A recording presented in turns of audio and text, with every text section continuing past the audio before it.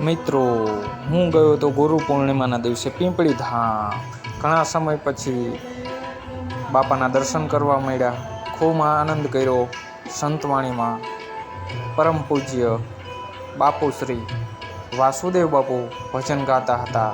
કાલાના ખેલા સ્વામી છીએ રે તમારા. સંતવાણીમાં ખૂબ મોજ આવી વાલા.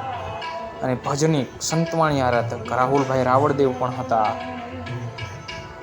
અને પીંપળી ધામમાં ગુરુ પૂર્ણિમાના દિવસે ખૂબ મોજ આવીવાલા. સંતવાણીમાં ભજન વિના મારી ભૂખ ના પાંગે. જય દ્વારકાધીશ. રાધે રાધે. ઓમ નમો નારાયણ.